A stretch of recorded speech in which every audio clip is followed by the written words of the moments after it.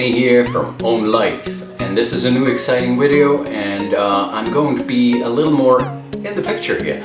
I'm going to talk how I work, I'm going to describe what I do, and in this video I am painting a portrait of a female, but I'm trying a little something new here.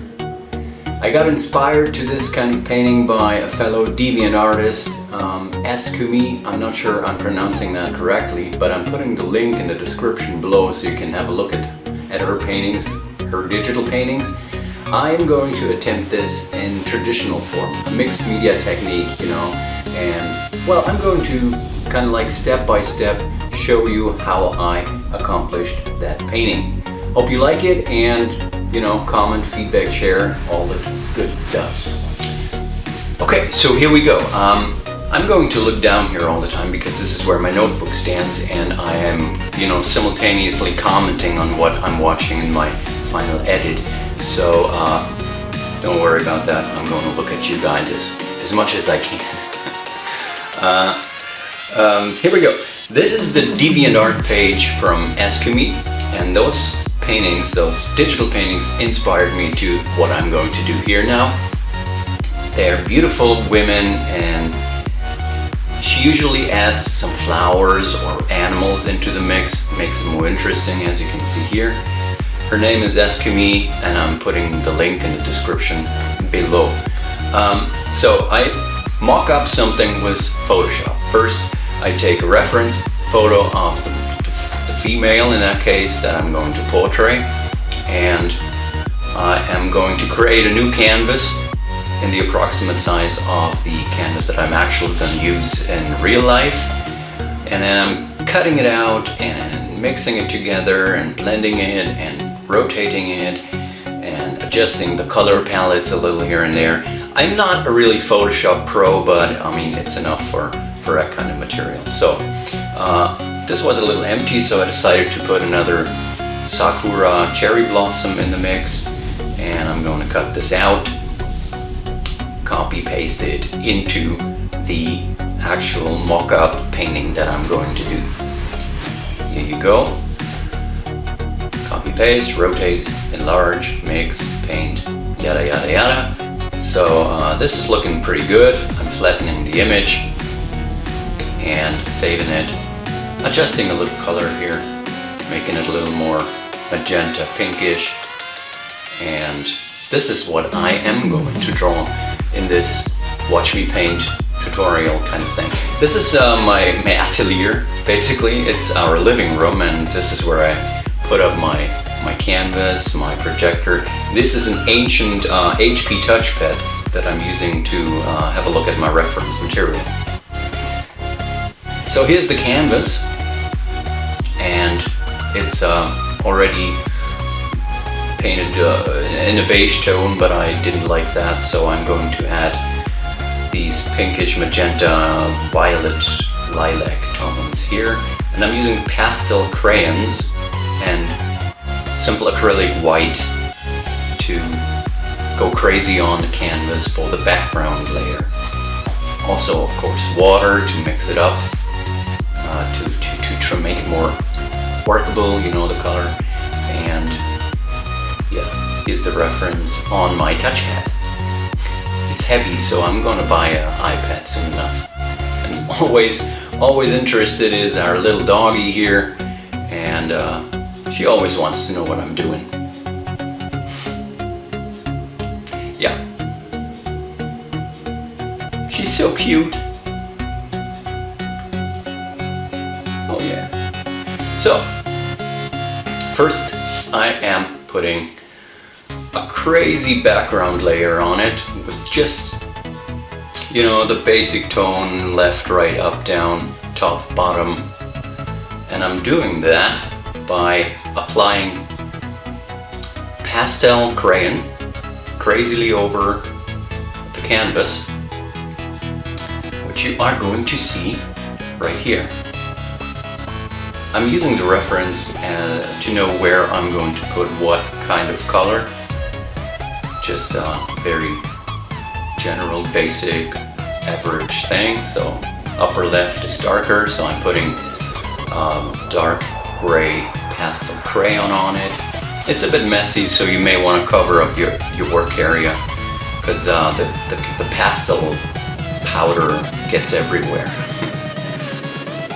Speed this up a little, so here's the pink and the magenta and the violet, and then I'm painting over that with white acrylic paint and water, and I'm going crazy mixing it up, and then I'm spattering some stuff, wetting it up, and that's it basically. And now comes the trick.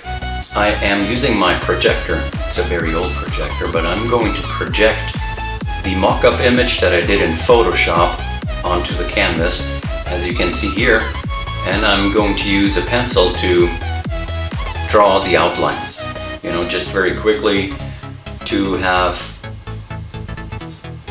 a starting point, you know, where things are.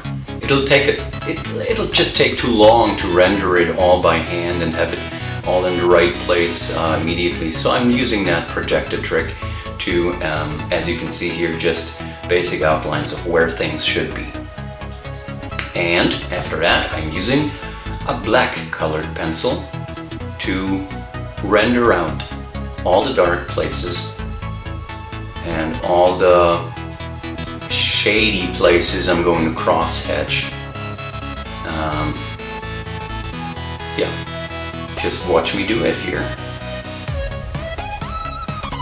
Drawing the lily and dark lines. Always use the reference. I can zoom in and out on my touchpad. That's amazing. You know.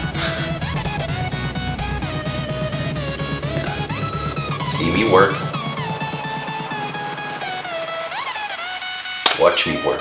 That's more like English. Sorry about my bad English. You know, I'm German, and I'm doing my best here. Drawing the eyebrows.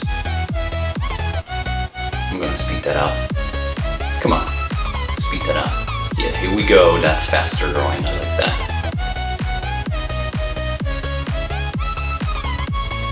And well,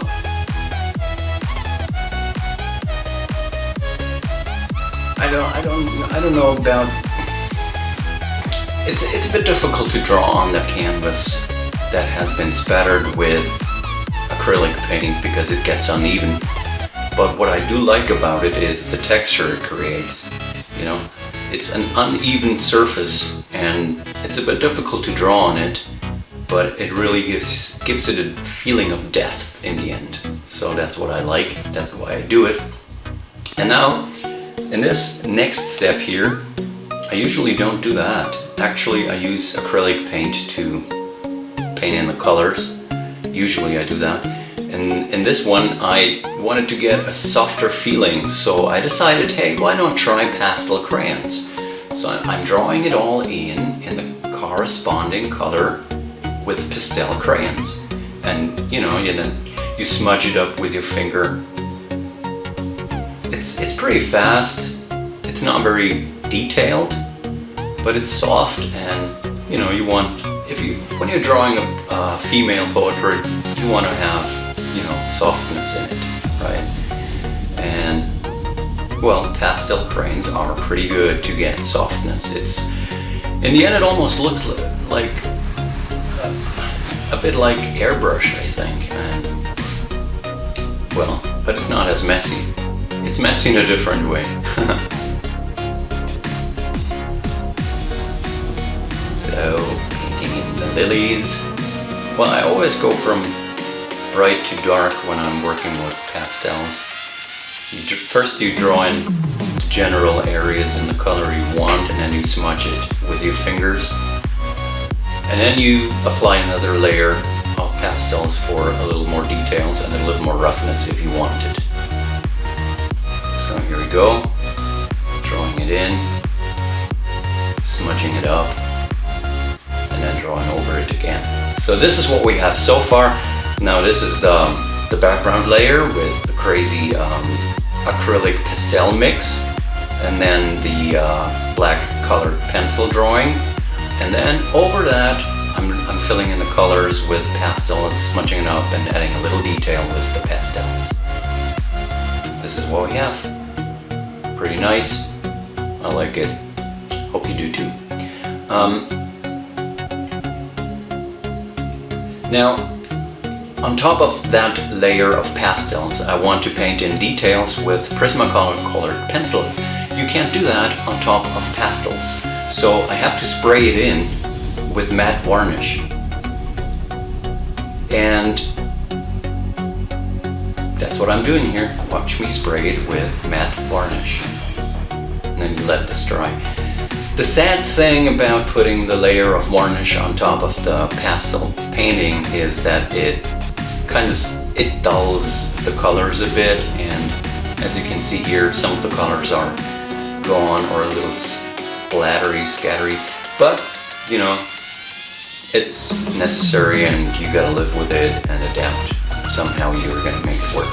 And then rendering in all the details with lots and lots of colors and Prismacolor colored pencils. It works great, actually.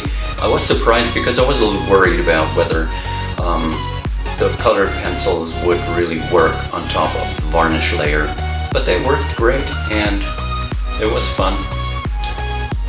So you put in details, you put in little highlights and color effects here and there. You can even use some colors that are not necessarily like immediately visible, you know, a little more red here, a little more blue here, instead of just the pink and magenta and violet tones. Painting the lips and the whites. And of course, yeah, you can add the hair streaks here with the pencils, something that's very difficult to achieve with those rough pastel crayons.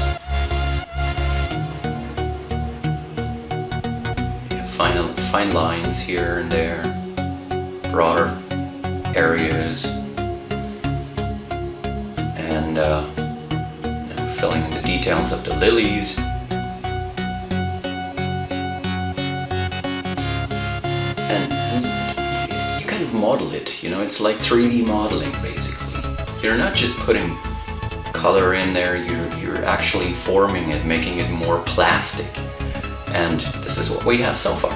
I felt that I needed a brighter highlights, and so I took acrylic white and painted acrylic white highlights on top of everything.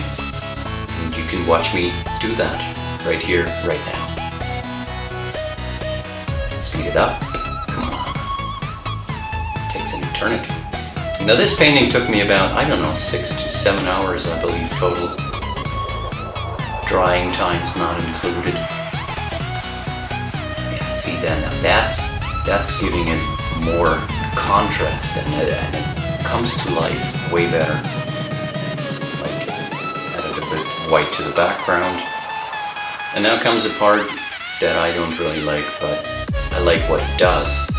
And it's spattering paint onto the canvas with a hard brush, a cleaning brush this is. So I'm having white and pink, adding a little bit of water to make the color more soft. Is it soft? I don't know. More fluid. And I'm putting it on this cleaning brush with a chopstick actually. Mixing in a little brighter pink in there. Put it on this brush thing here, and then you just start spattering tiny little dots onto the canvas in places where you feel you need a little more texture or make it a little rougher, whatever. You have to figure this out for yourself. If you don't like it, don't even do it. Sometimes it's a bit. Sometimes I cover up stuff that is not supposed to get any spatters at all. In that case I didn't, because the canvas was big enough to be selective about the areas that I want spatter added. Here you can see some white spatter behind the sakura cherry blossoms here. I think it looks good, and here it looks like it looks like dust, and like sprinkles of dust where sunlight hits them, and that gives it more depth. So try that. Try it if you are courageous enough to do it. And for bigger spatters, I'm just using a simple paintbrush and very wet paint. So there's the wet white, dipping it in there, and then just, make a mess. Make a mess on the canvas. Spatter, spatter, spatter, spatter. Like it? Spatter some more. I like spatters. I don't know why. I like it in Drew Struzan's paintings too. That's actually where I got the whole... This mixed media technique is really invented, maybe, by the great Drew Struzan. Although he uses an airbrush, he uses airbrush to paint in the layer that I used, or that I did with pastel crayons in that one. And now I'm adding some outlines, white outlines, and I'm also using white pastels to make it shine a little, make this shining effect by just putting in white pastels and then smudging it. And this is what we have, finished painting. Well, I hope you like it, and if you want to buy it, you can do that on my webpage. I'm putting the link below. I'm selling this painting, really, Oh, and by the by, makes a great Valentine's gift for next year, because I won't be fast enough to finish it for this Valentine's Day. Thanks for watching. I guess that's it. Like it or not, preferably like it, share it, and stay tuned for upcoming videos. I'm also going to start a drawing course soon, which probably will be called Everyone Can Draw, or Learn to Draw with me. I don't know, I haven't got the title yet. It's going to come soon. And stay tuned. Until next time, peace out.